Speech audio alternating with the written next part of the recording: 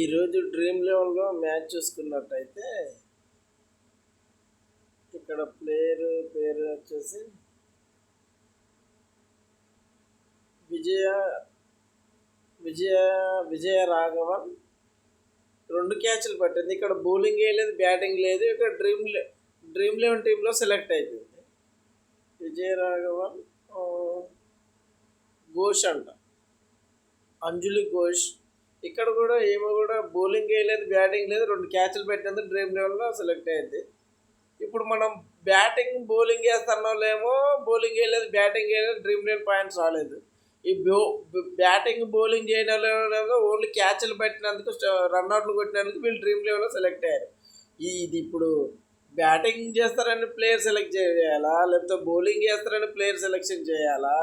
అసలు dream eleven terms and condition ప్రకారం టెలికాలర్ని అడుగుతున్నామో అలా అయితే ఇది స్కిల్ గేమ్ కాదండి, ఇది లక్ ప్రకారం గెలిచినట్టు అన్నారు. అతను చెప్పాడు, నేను అడిగాను. ఇక్కడ చూస్తేనేమో స్కిల్ గేమ్ ప్రకారం విన్ కాలేదు, ఇదేమో వచ్చేసి లక్ ప్రకారం ఇప్పుడు డ్రీమ్ లెవెన్ పాయింట్స్ వచ్చాయి. దీన్ని స్కిల్ గేమ్ అనాలా, లక్ గేమ్ అనాలా? కామెంట్ చేయండి ఒకసారి.